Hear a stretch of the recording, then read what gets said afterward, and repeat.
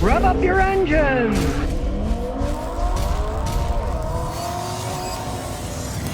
Well, you could say goodbye to the Chevy Malibu. At the end of this year, they're not going to be making them anymore. Since 1964, they've sold 10 million of them. Granted, the quality's been going down for quite some time. Now, the Malibu is the last car they offer in the United States except for the Corvette. And that's not really that's a sports car. It's a different game, right? No, they sold 130,000 of these in 2023 last year. So, hey, I mean, they were selling the things.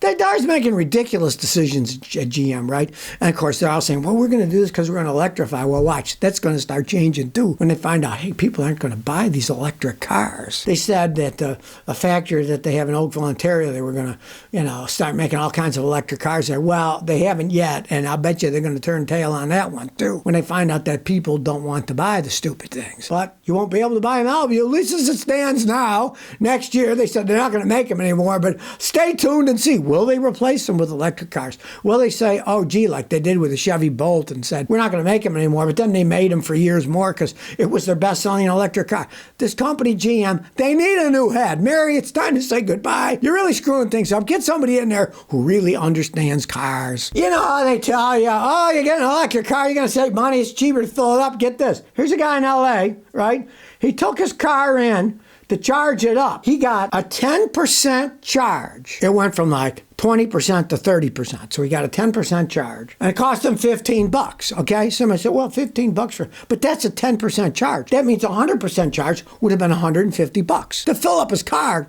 even in LA, was going to cost more than $60. They can charge you whatever they want. Now, here's the problem the guy had. Charge it at home, but when he's on the road, he says, I went to EV Go, and the rate was 61 cents. So that's 61 cents per kilowatt hour. But then he said, I looked around, and other guys wanted 81 cents. They were the only ones around the area. I had to use them. So at least the guy had brains. He only charged it up 10% till he could get home. Then he charged it on his own charger, which he was paying like 25 cents a kilowatt hour for. That's the thing. They can charge whatever they want. They got you by the short and curlies. They know you got an electric car. If you're out of power, buy it or spend a bunch of money towing it someplace else, right? So you think you're getting at the gas pump for gasoline when you're in weird areas like the New York State Thruway where they've got all their concessions there right on the thruway, so they charge more money for the gasoline there, right? This is just insanity. I mean, more than 3 times what he was paying at home. Would have cost him $150 to totally top up the vehicle. And this is what they can do because they're their own area. They can charge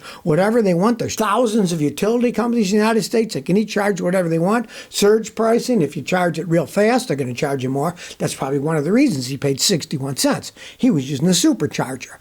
And if you use more electricity all at once, they see that as peak and they charge you more money for it. Where if you had a small car and you were charging it slower, you would have paid a lot less because you're using a smaller amount of power, even though it ends up being the same amount of power total. It's over a longer period of time, so it's not surge charging. The whole thing is it's just insanity, and this is the beginning. Imagine if millions of people have electric cars, the royal screw-up that would happen when you had to fill it up with electricity. Well, here you go with Hertz again. They're getting rid of a lot of their electric cars, right? Well, one guy rented a Tesla from him, Model 3, and he brought it back, and they charged him a $277 fee for gas, and Hertz won't back down and give him his money back. Well, 1, he had an electric car. 2, he paid for the electricity up front. They said, you can bring it back. And even though he paid for the electricity up front, he still brought it back with 95% charge, right? But they still charged him $277. This guy, Lee, made a reservation, and on his receipts it says, skip the pump and save time, which allows you to bring them back without refilling. So even though he was driving an electric car, they charged him to refill it with gasoline. This is a Tesla Model 3. It only works on electricity, right? And here's the hilarious thing. Hertz's policy says, and I quote, you can return your EV at any charge level and recharge it for $35 or just $25 for Gold Plus reward members. Or return at the same level as pickup and pay $0. Well, he picked it up with 96% charge and he brought it back with 96% charge. He had pictures of it, right? So they shouldn't have charged him anything, but they charged him $277 and they wouldn't give him his money back. He contacted Hertz, and here's what Hertz said, quote, I am unable to provide an adjustment or refund since the service was provided and contract is now closed. Your signed rental agreement will also be our basis that you are fully aware of the fuel option that was added on the contract. I hope I could clarify you. Thanks for allowing me to review and assist you with your concern. What scumbags? It's ridiculous. And when you get a problem like this guy's been running around. Maybe he's got something now that it's in media. Let's hope he gets his money back, right?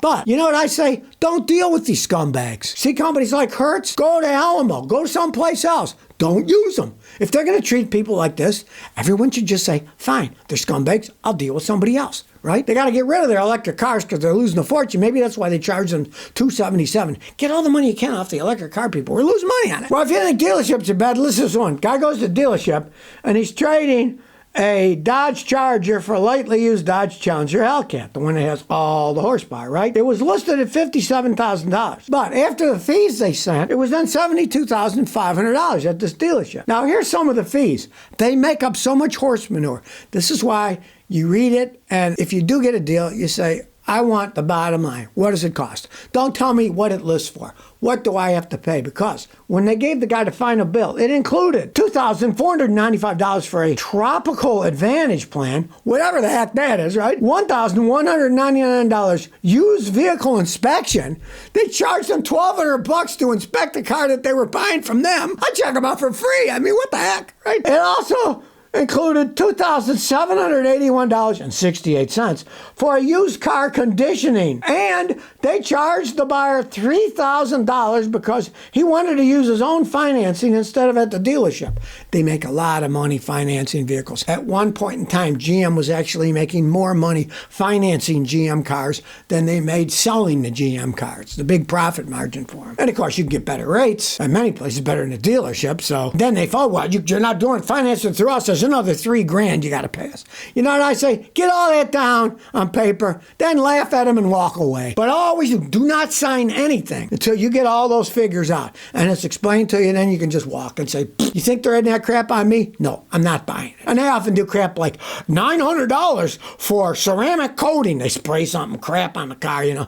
$900 for that, too. Ted Raver says, Scotty, is a X-Tool D8 a good scan tool? It's a decent scan tool. It's not a great scan tool. Personally, for that kind of money, I would buy an Autel, A-U-T-E-L, in that same price range because they've got better software, they got better tech help than the X-Tool. I found the X-Tool, you really don't get any kind of support from the company. It's one of those Chinese knockoff companies, and it's not a bad scan tool, but I've tried them, and when they didn't work for something I wanted, I'd get out my Autel, and it would fix the problem and find it. The X-Tool didn't. It's a little bit on the cheapy side, and that's not a cheap scan tool to buy. You know, if you like it and it works good for your particular car, it could be okay, but for that money, I'd rather get an Autel. Bruce says, how can I tell my front wheel bearings are going bad? Okay, they roar. The faster you go, the faster they roar. Roar, roar, roar, right? Now, generally, they don't both go bad at the same time. So, what you can do, you hear that noise, nobody's around, go 40, 50 miles an hour, and make a swerve to the left. Because when you swerve to the side, you're swerving to more weight of the car is pushing on that, and it'll roar louder. Now, if you go both ways and it roars both ways, then you would need both wheel bearings. Now, if they're really worn out, it's simple. You jack the car up and grab the wheels. And if every way you grab it, they go clunka, clunka, clunka, then you know it's worn out. But they will make noise long before they'll show any kind of play. That's just how they wear. MJ says, I'm going for my first car in the UK. Honda Civic 2018 or an MG 2023. Okay, the MGs are Chinese-made cars. They've had some problems. I would stick to the Honda Civic. I mean, you might think, MG, Morris Garage, and you're in England. It has nothing to do with Morris Garage. The company bought the name in China, and they make Chinese cars. Now, I don't know what kind of an infrastructure they have for fixing cars and stuff there, but the Honda Civics, those are strong cars that can go and go and go. And I've never seen anything other than Toyota Corollas and Honda Civics that's going to last that long in a car that size. I would not buy a Chinese-made car, especially in the United States. I don't know what the infrastructure is in England, but I wouldn't touch it. I just wouldn't touch it. You're going to pay quite a bit of money for them. They're not cheap, and I don't know about the quality. Well, here we go again with Boeing. Hey, Boeing 737 crashed after a failed takeoff in an African airport. It was another Boeing 737 that crashed. Now, let's face it, these things have problems. Something needs to be done about that.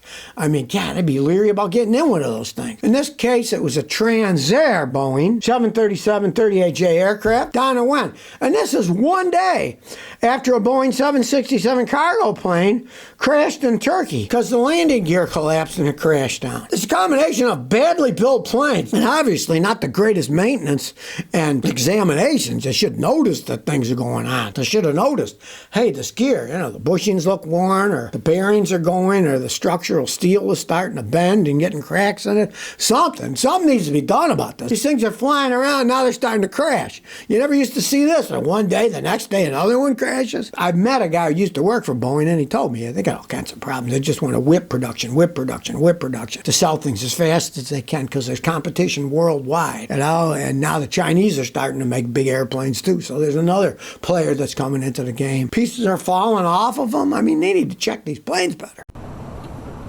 So if you never want to miss another one of my new car repair videos, remember to ring that bell.